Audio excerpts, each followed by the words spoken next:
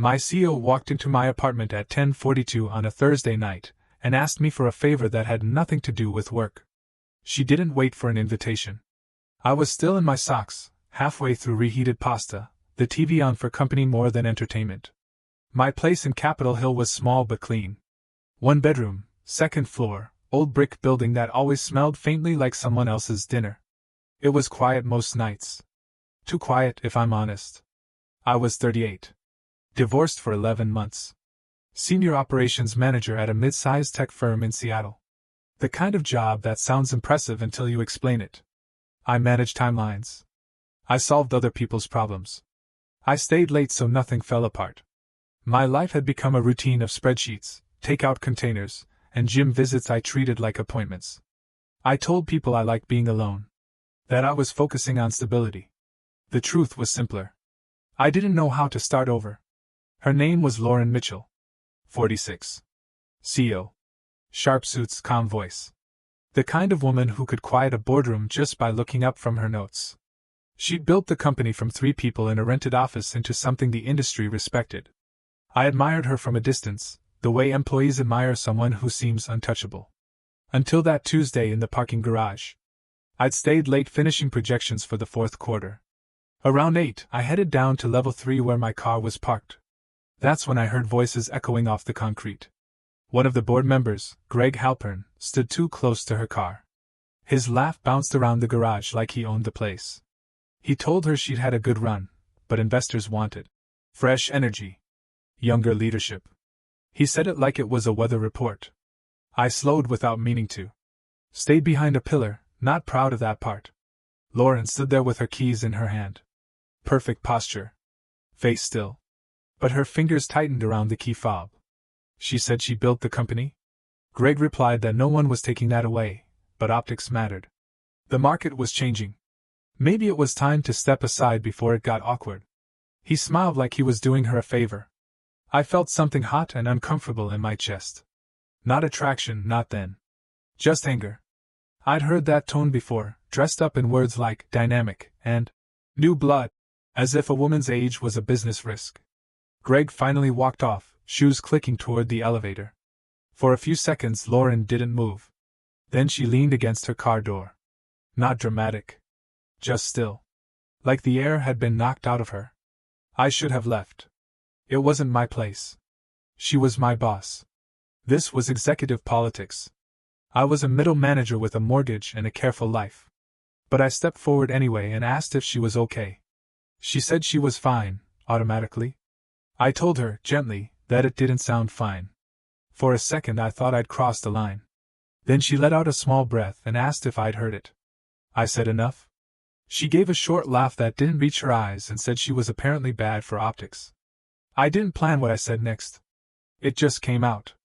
I told her it was ridiculous, and that she was the reason half of us still work there. Silence settled between us. Concrete, cool air, fluorescent hum. She looked at me like she was trying to place me. Operations, she said. I told her my name, Mark Reynolds. She said she noticed I always stayed late. I admitted I didn't have much waiting at home. The words slipped out before I could filter them. Her expression softened, just a little. She said that made 2 of us. We stood there longer than we should have. Not talking. Just sharing the space. In that moment, she didn't feel untouchable. She felt tired. And someone had just told her, in corporate language, that she was becoming invisible. I knew that feeling. The next morning, at executive review, Greg made another comment. Subtle. Long-term succession planning. A few people nodded like it was reasonable.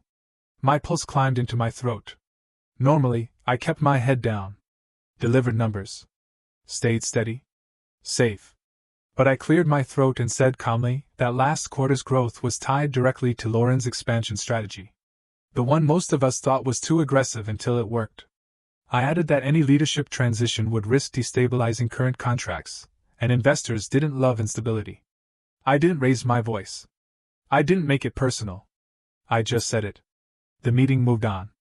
Afterward, Lauren caught up with me in the hallway. She said I didn't have to do that. I told her I knew. She said it could complicate things for me. I said maybe, but he was wrong. She held my gaze a second longer than usual and thanked me. It was simple. Professional. But something shifted. Over the next few weeks, I noticed small things. She stayed later. Ate lunch alone more often. Her divorce had finalized that summer, quiet and discreet. 22 years reduced to a short statement about an amicable separation. I wondered how many people had told her she was lucky. Successful. Strong. As if those things cancelled out being alone. Then, that Thursday night, there was a knock at my door. I assumed it was a delivery mistake. It wasn't. Lauren stood in the hallway in a charcoal coat, hair slightly undone, holding a bottle of red wine like she'd grabbed it without thinking. She said she hoped it wasn't inappropriate. She said she just didn't want to sit in her house alone that night. The hallway light flickered behind her. In that moment, I understood two things. 1, this could complicate everything. And 2, I was going to let her in. She looked like she might change her mind, so I stepped aside. Inside, she took in my place slowly, like she was entering someone else's life. It was nothing like her waterfront home. Second-hand couch, framed concert poster, a kitchen table that doubled as my desk. She said she liked it. I made a joke about it being clean. She said it felt lived in. I took her coat. Our hands brushed. Not electric. Just warm. I poured 2 glasses. She slipped off her heels and lined them neatly by the door. That small detail stayed with me. CEOs weren't supposed to do that.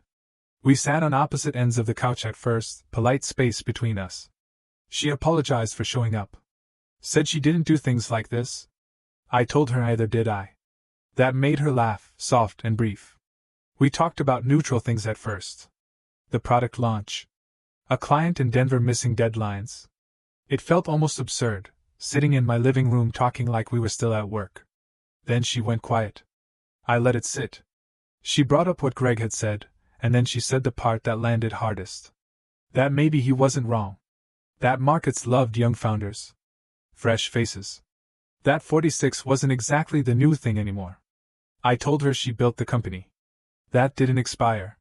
She said that was kind, but kindness wasn't the same as truth. There it was. Not anger, not ego. Doubt. I told her I meant it. People trusted her.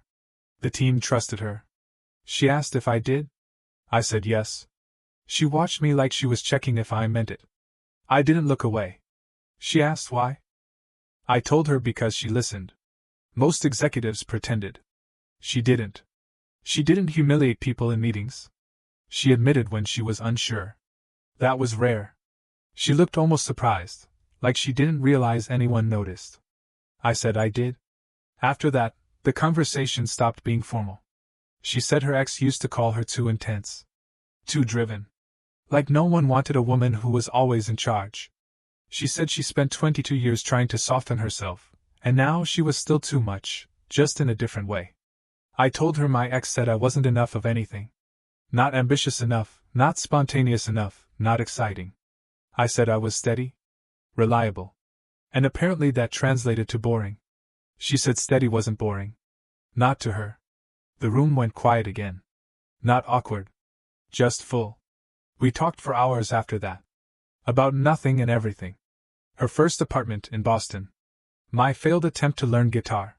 The way Seattle rain feels different in March than it does in November.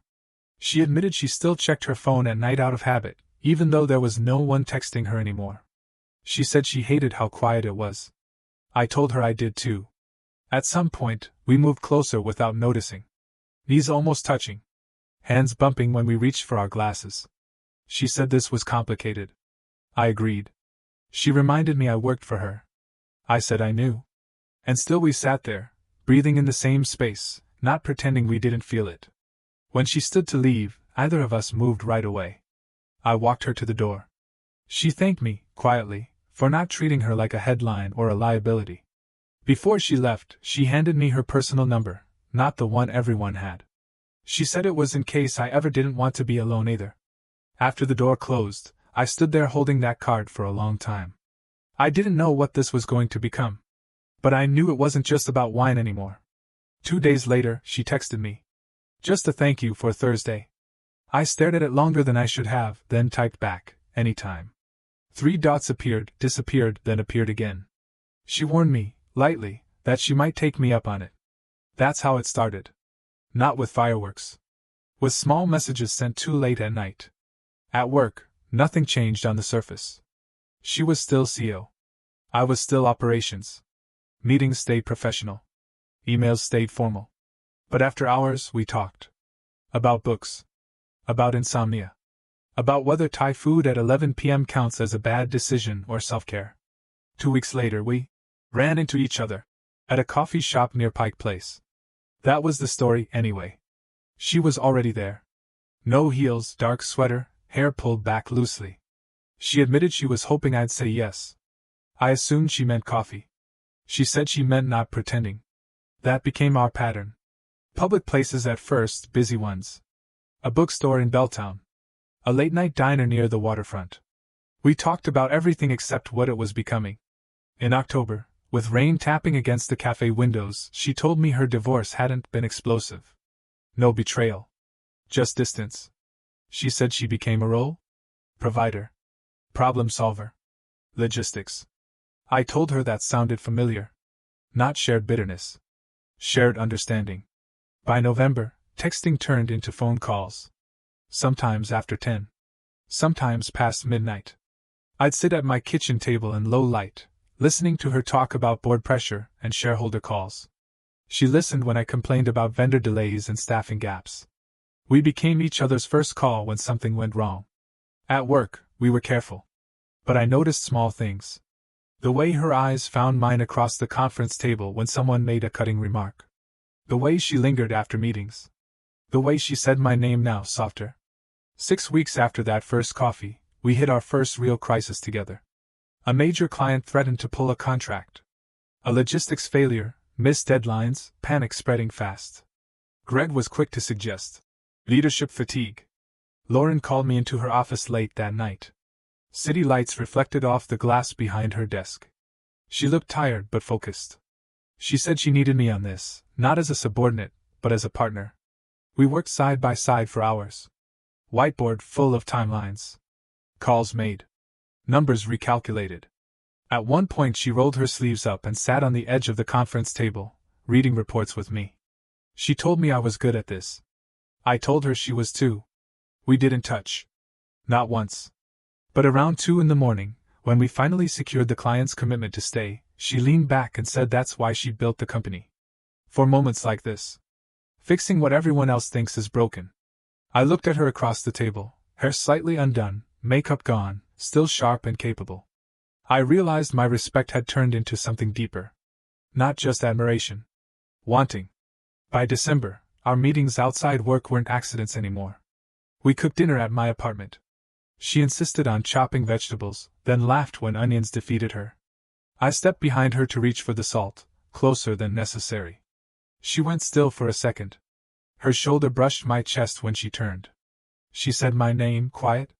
A warning and a question. I said I knew. We stepped apart, not dramatically, just enough. The obstacle had been sitting between us the whole time. She was my CEO. And she was 8 years older than me. The age difference didn't bother me.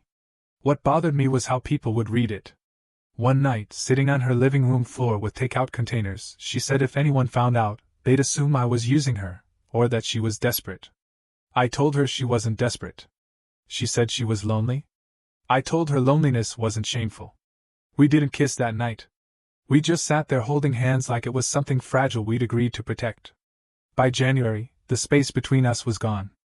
Movie nights meant her head on my shoulder. My arm settling around her waist like it belonged there. The first kiss came after another late strategy session at the office, snow starting outside, the building nearly empty. It was slow and careful, like we were both testing something sacred. It wasn't about hunger. It was relief. Afterward, she rested her forehead against mine and said it changed things. I said I knew. 6 months after that first knock on my door, we weren't pretending this was casual anymore. We were careful at work, transparent in private, honest about what it could cost. But the love kept growing, and neither of us could talk our way out of it. The night it became undeniable started with a phone call at 6:17 p.m. I was halfway home when Lauren's name lit up my screen. Her voice was calm, but tight. Greg had called an emergency board meeting for 7:30, and he was pushing for a vote. A vote on transitional leadership. Transitional. The corporate word for replacing someone without saying it out loud. I told her I was coming back. She told me I didn't have to. I told her I knew. When I walked into the boardroom, the tension felt thick. Greg sat at the head of the table like the outcome had already been decided. A few board members avoided eye contact. Others watched Lauren like they were waiting for her to crack. She didn't. She laid out numbers, growth projections, retention rates, expansion plans. Clear, controlled, sharp. But I could see the strain in the way she held her pen. Greg leaned back and said no one questioned her past performance. They were talking about the future. Lauren told him, evenly, that she was the future. Then Greg turned toward me and asked if the current leadership structure was sustainable. It was a trap. If I hesitated, it would read as doubt. If I got emotional, it would look personal. So I kept it factual. I said yes, because I'd seen how she operated under pressure, including the Denver crisis. I said we kept that client because of her strategy, and replacing leadership now would destabilize 3 major contracts. I didn't look at her while I spoke. I kept it measured. By the time the meeting ended, the vote had been postponed. Not won, but delayed. As people filed out, Lauren stayed seated. The room felt suddenly too big. She said I didn't have to go that far. I told her I did. For a second, the CEO mask slipped. She admitted she was tired of proving she belonged in rooms she built. I stepped closer and told her she belonged. Always. Her eyes were bright, but she refused to let tears fall. She said this was exactly why it was dangerous. I asked what was? She said me. My loyalty. My steadiness. It blurred lines. I told her maybe we should stop pretending there weren't lines to blur. She said my name like a warning. And then I said it, finally, simple and plain. I told her I was in love with her. No poetry. No speech. Just the truth sitting between us. She said I couldn't just say that. I told her I could, and I did. She warned me it could cost everything. I told her it was worth it. She reminded me she was older, she was my boss, people already questioned her judgment. I told her I didn't care about optics. I cared about her. That word hung there, optics, the same word Greg used like a weapon. She stepped closer. Close enough that I could feel warmth off her skin. She admitted she tried for months to keep it contained, to protect me and protect herself. I told her I didn't need protection from loving her.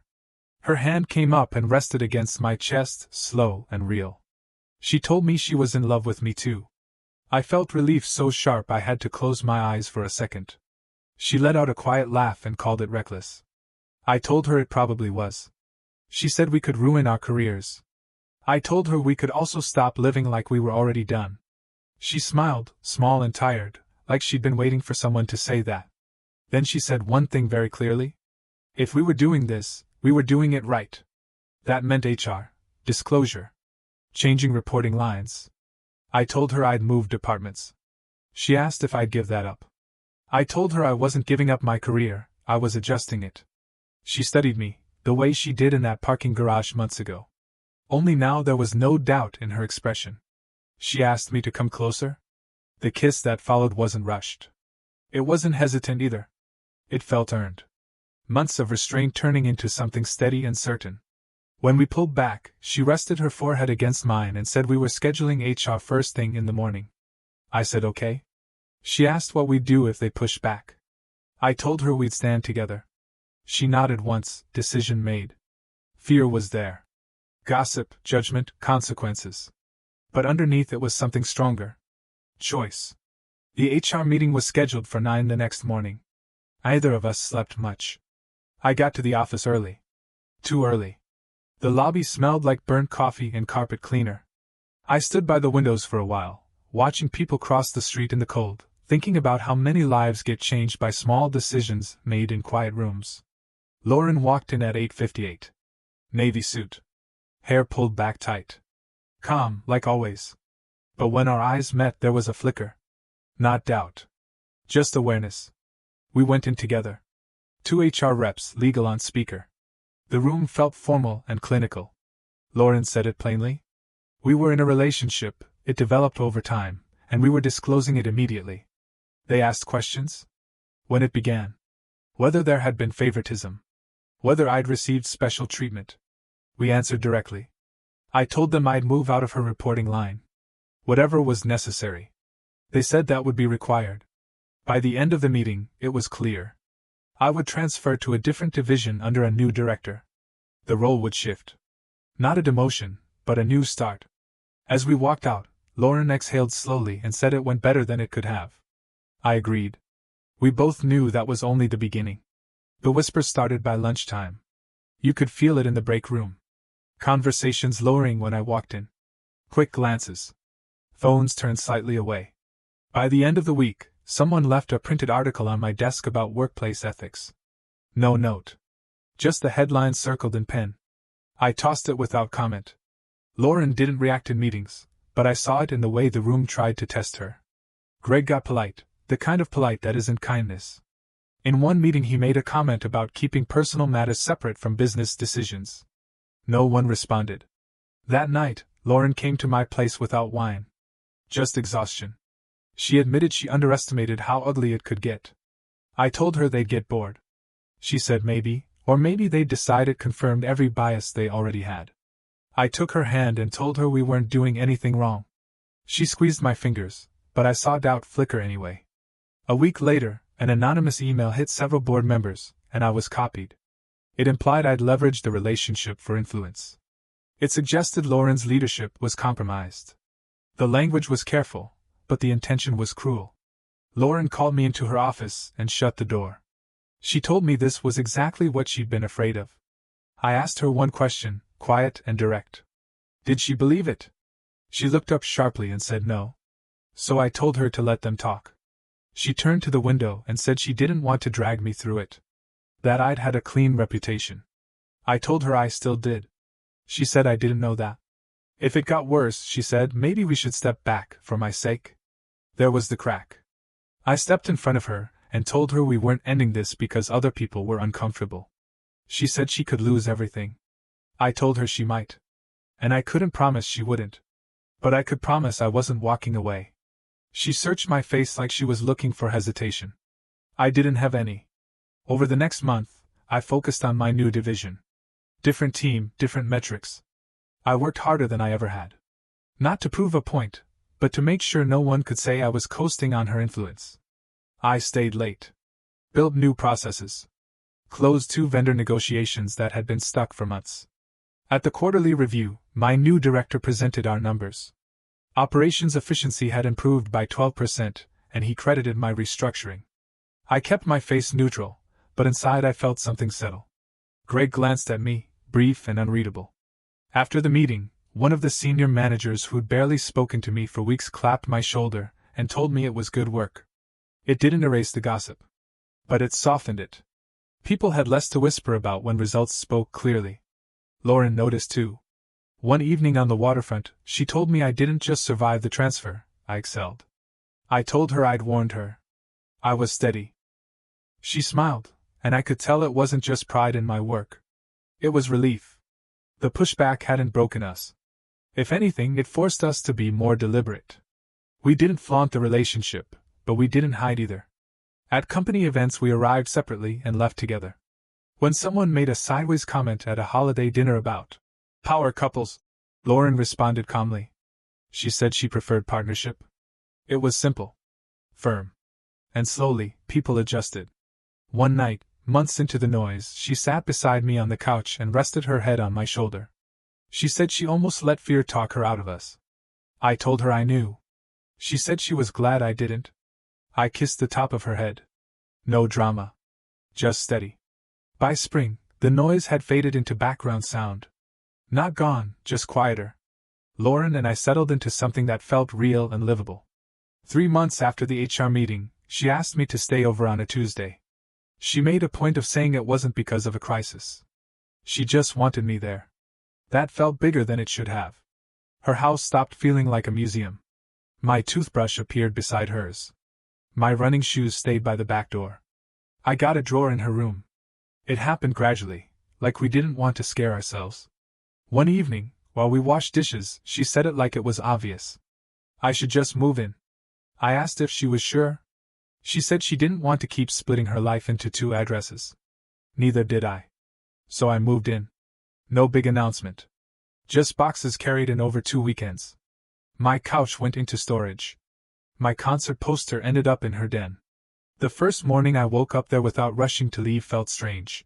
Sunlight through tall windows. Coffee brewing downstairs. Her voice on a call, calm and controlled. When she finished, she came into the kitchen in bare feet and asked if I was still there, like she was half teasing. I told her unless she changed her mind. She walked up behind me, wrapped her arms around me, and said she hadn't. Living together brought out small habits.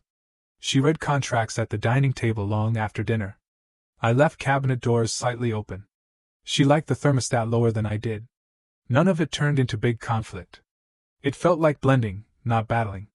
Professionally, things stabilized too.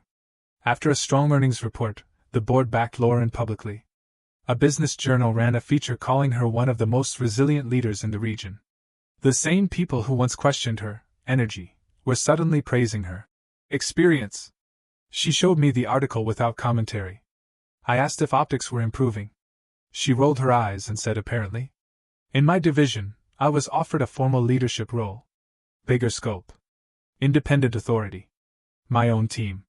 When I told her, she didn't treat it like an extension of our relationship. She said it was mine. I earned it. And I knew she meant it. In early summer, we hosted a small dinner at the house. A few close friends. 2 colleagues who'd proven themselves trustworthy. No spectacle. Just food, wine, low music. Watching Lauren move through the room, confident and relaxed, I realized she wasn't shrinking anymore. Later, after everyone left, we sat on the back patio. She brought up the parking garage. She said she felt like she was disappearing that night. I told her she wasn't. She said she thought she was. Then she said something quiet and honest. That I didn't treat her like someone past her prime. That I treated her like she was still alive. I told her she was. She smiled like she still couldn't fully believe it. She admitted she didn't think she'd do this again. Build something with someone. I told her neither did I. A few weeks later, on a Saturday morning, I proposed. No big setup. No crowd. No photographer. Just the kitchen, coffee, her keynote notes spread on the table. She looked up at me and asked why I was staring. I told her I'd been thinking.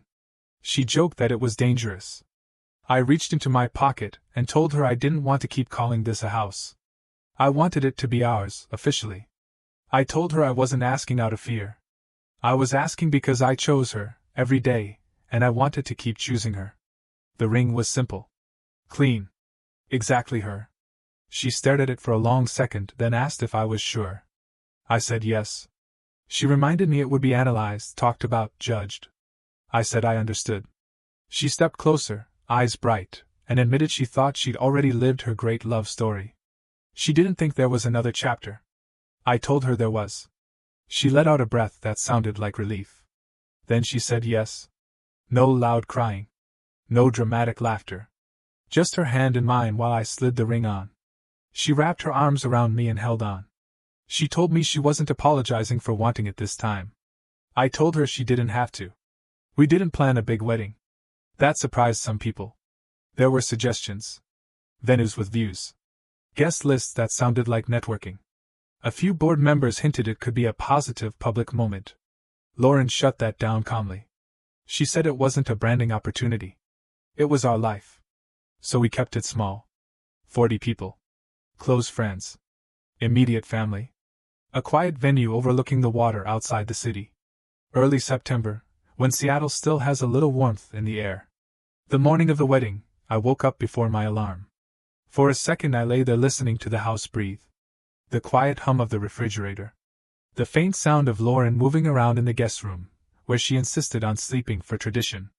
I made coffee. My hands were steady. Not because I wasn't nervous. Because I was sure. When I saw her that afternoon, standing at the edge of the garden space we rented, something in my chest tightened. She wasn't trying to look younger. No transformation. Just herself. Elegant, calm, strong. And softer too. The ceremony was simple. A friend officiated. No long speeches, no theatrics. When it was my turn, I didn't pull out a folded paper. I looked at her and said the truth. That I watched someone tell her she was past her prime, and I remember thinking they had no idea who they were talking to. I told her she was the strongest person I knew, not because she ran a company, but because she stayed, because she fought, because she didn't disappear when things got hard. I told her she made me braver. And she made me realize steady doesn't mean small. It means lasting. When she spoke, her voice didn't shake. She said she thought she'd already lived her big love story, and she assumed the rest would just be maintenance. Responsibility. Reputation. Then she said I stood in a parking garage and refused to let someone reduce her to a headline. She said I saw her. Not as a CEO. Not as a woman past some invisible expiration date. Just her. She said I didn't try to fix her. I stood beside her. And that was rarer than brilliance. We didn't need more than that. After the ceremony, the applause felt warm, not performative. People hugged us. A few colleagues who'd once been cautious congratulated us openly. Greg wasn't there. That felt right. The reception wasn't extravagant. No choreographed dances.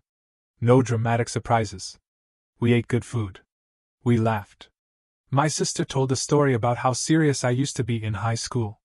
Lauren's oldest friend called her the most stubbornly loyal person on earth. Late in the evening, when most guests drifted toward the bar, Lauren and I stepped outside for a moment alone. The water was dark. The air cool.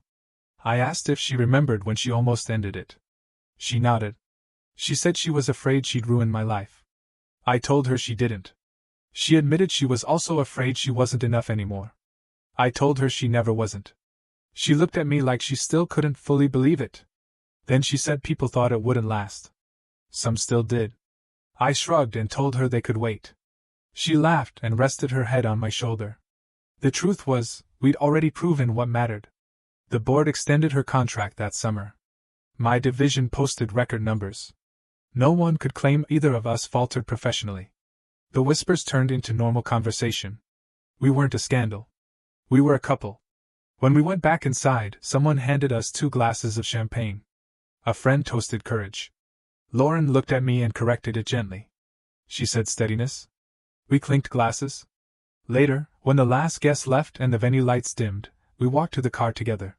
No crowd, no spectacle. Just us. When I opened the door for her, she paused and said something that still makes me smile. That for someone who claimed he wasn't exciting, I'd rearranged her entire life. I told her for someone who'd been told she was done, she looked pretty alive to me. She shook her head, amused. And as we drove away, husband and wife, it didn't feel like an ending. It felt like we'd finally stepped into the part we were meant to build together. Sometimes I think back to that parking garage. Concrete floors, fluorescent lights, a man telling a woman she'd already peaked. If I'd kept walking that night, my life would look very different. I'd probably still be steady. Still reliable. Still going home to a quiet apartment, and telling myself that was enough. Lauren would still be strong. Still capable. Still sitting at the head of the table proving she belonged there. But we would have stayed separate. Safe. Untouched. What I learned is this. Loneliness doesn't always look dramatic. Sometimes it looks like success. Like competence. Like a calendar full of meetings and a house that's too quiet at night. And courage doesn't always look loud either. Sometimes it's just asking someone if they're okay, when it would be easier to stay silent. People talk about age like it's a deadline. Like love has a window that closes if you miss it. That's not true. Lauren didn't need to become younger. I didn't need to become flashier. We didn't need to turn into different versions of ourselves. We just needed someone who saw us clearly. There's pressure in the world to be impressive. To be new. To be louder than the person next to you. But steady matters. Kindness matters. Showing up, when it would be easier to disappear, matters. I used to think I was the boring one. The safe choice. The dependable background character in someone else's story. Turns out steady is powerful. And she used to think she already had her chance at love, and the rest of her life would be about maintaining what she built, not building something new. Turns out second chances are real. If there's anything I'd say to someone standing where I once stood, it's this. Speak up. Not because you're fearless, and not because you know how it ends. But because one small act of compassion can open a door you didn't even know was there. Your story doesn't end when someone else decides you're past your prime. It changes when you decide you're not done yet. Ours started in a parking garage. It almost didn't start at all. And every time I look at her across the kitchen table now, I'm glad I didn't keep walking.